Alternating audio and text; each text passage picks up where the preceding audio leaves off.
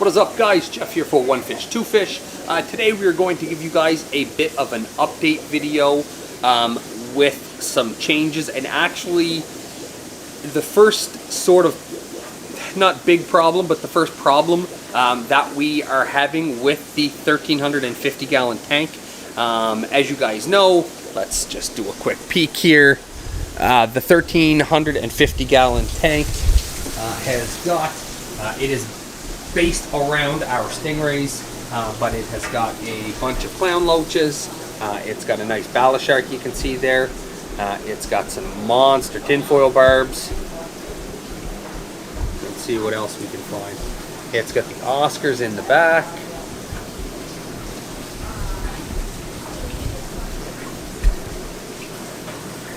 You can see the big Oscars there.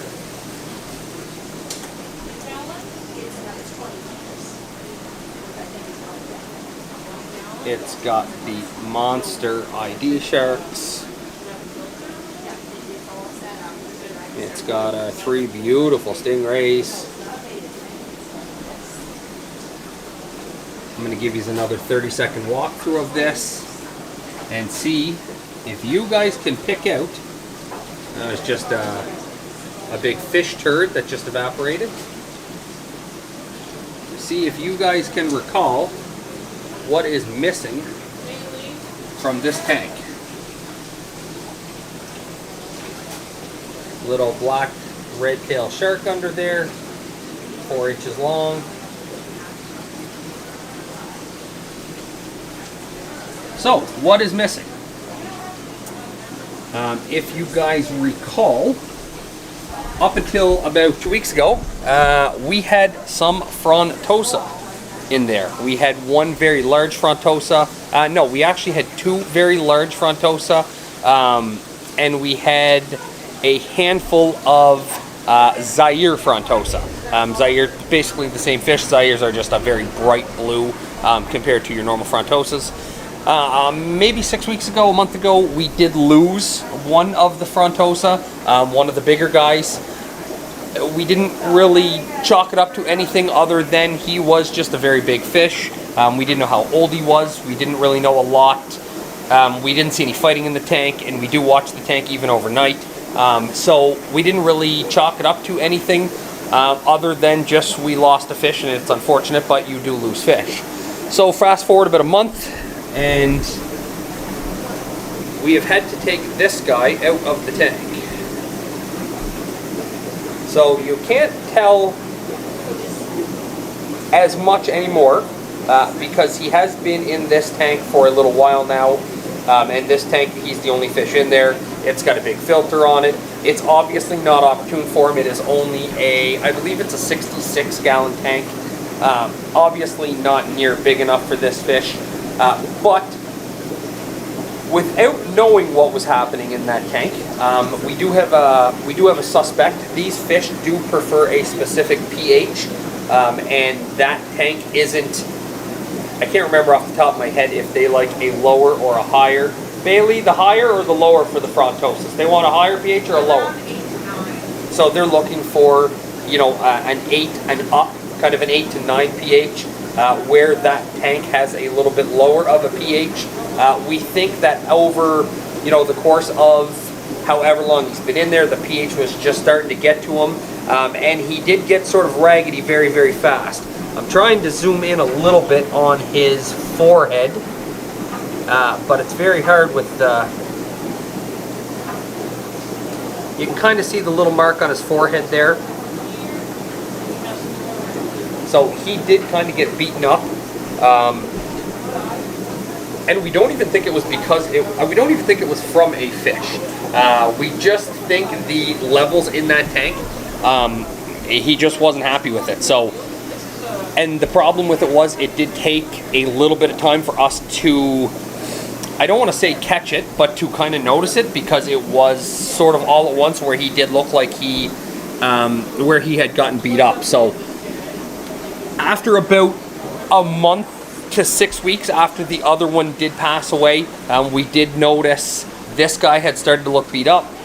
And then the other problem we caught when we noticed this guy was beat up, we started to look for the Zaires, which were a much smaller fish, and we don't have any. So something in this tank was killing our frontosas, or if it wasn't something in the tank killing the frontosas, the levels of pH. Now frontosas are, sorry here, bear with me, frontosas for the most part are a fairly tough fish. We wouldn't have thought, you know, that the smaller pH would be that sort of hard on them. We wouldn't have thought that the smaller pH would be that hard on them. Obviously, it either was, or as you guys know, there is, and I'm just kind of leaving it here, so I'm hoping he'll pop out. He doesn't. He's always over in that corner area. We do have, as you guys know, the very large Bashir that's in there. He was given to us as an ornate Bashir. I don't think he is an ornate. We think he's, and I'm going to mess up the name, a Dalhousie or something like that. You guys will know what it is. But he is the size of my arm. He has got a very big mouth. We did have some smaller albino, same as these guys, albino tinfoil barbs, and we had about 5 of them. And again, without really knowing, because of the size of this tank, it is sort of hard to see small fish all the time. He did, we think, pick them off sort of one by one. Every couple days he just ate one, and over the course of about a month we just realized we were down to 2 and started to look for them and couldn't find them. And then we actually seen him hiding in the sand, and one go by and he just attacked it. So we caught the other one, we moved it out. That was the only one, unfortunately, that was left. But he didn't seem to bother anything else. He didn't seem to be picking on fish. He just seemed to be ambushing stuff he could fit in his mouth. And the frontosas were definitely not that, especially the big one. And when that first big one got in there, he sort of ran the tank. He was the one sort of telling everybody what to do. He ate first. That was sort of the pecking order. And for whatever reason, that has changed, and now the frontosas are not doing well in this tank. So obviously, with a tank this size, it is live and learn. And it does also show that you can get away with stuff for a long time. It doesn't always show up right away. Fish, for the most part, if they're healthy, if they're eating good, are resilient. They can adjust to some levels. We think the adjustment was just too much and too long of a period for him. So we ended up having to move him out of the tank, which is why he is back there. He's got probably another little while before he is for sale. He is our fish. We very much like that fish. So what we'll do with him is we'll bring him back to full health, which is still, like I said, probably another few weeks before we're going to be comfortable with him. And then we will put that fish for sale with a much better price point than he should be, but that fish will have stipulations. We are sort of a weird fish store. That just because they're for sale doesn't mean they're for sale, if that makes any sense. For fish like that, if you have a 75-gallon tank, we're just not going to sell you the fish. He's big. He has lived in here for the last year of his life, being able to swim around, being able to have lots of space. So the bare minimum that fish will have to go to will be a 6-foot tank. And we will make sure that it is going to somebody that has either has some frontosas or has some knowledge of frontosas, so they can give him a good life. And once we get him back to 100% health, you know, we can put him somewhere where he's happy. So that is just for all you guys with big tanks. Always make sure to be peeking around. Like, see, it's weird. Like, look at the size of this guy. There's nothing to him. He's just tiny. You know, these guys are monsters, but they are gentle giants. They literally don't touch anything. They don't pick at anything. They don't swim around super fast. They're just very chilled out fish. Very happy to be in here. This one actually came from another local fish store that had him in he was just not in a good tank at all. And he came, his whole face was beaten up. His whole belly was beaten up. He was just a horrible fish, but he's in much better shape now. He is like, these two are probably, other than the rays, obviously this tank was built for the rays, so you know, there's not much we're doing other than making sure they're happy and keeping the tank based on them. But these, I would be very hard pressed to sell these fish. There may come a time where we do part with the Oscars, where we do part with the Bala Sharks. The clown loaches, I don't foresee them ever going anywhere either. They don't really bother too much, and they are just a very, for a clown loach, that's a very big clown loach, so I don't foresee ever moving them. And the other thing that we would do with this tank, I've been searching the whole time trying to find you guys that bashir. Oh, and I actually just found them. Let me see if I can zoom in and show you. I don't know if you can see that straight sort of line that's in there. That actually looks like sand, but that is actually a fish. You can kind of see the big stupid sharks they do not like when anybody else is getting camera time. Get out of the way, you guys. Shoot. Let me see if I can show you his face from underneath. There you go.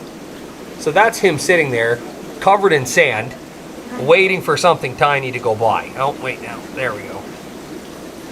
But yeah, when you guys can see him out, you guys have seen him before. He is a monster fish. He's over a foot long, super fat, eats incredibly well. So there you go, guys. All you guys with the big tanks. That is why we had thought about it in the past, and actually now that we think about it, we should have done it because it probably would have had customers. You guys point this out to us a lot sooner. We were going to mark on the tank what's all here, but we didn't want to take away. This is a tank that's a lot of people come in and do videos with them and pictures of them, so we didn't want to cover the front with white marker to show what was all in there and how big these actually get. But we had done it because tinfoil barbs are a fish that you can buy. Oscars are a fish you can buy. ID sharks, not something we ever really bring in, but they are a fish you can buy.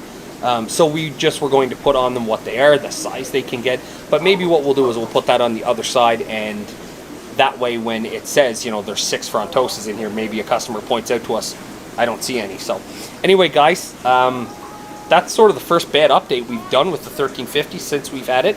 We haven't really had any issues with it, so that was sort of the first kind of pain thing we've had to deal with.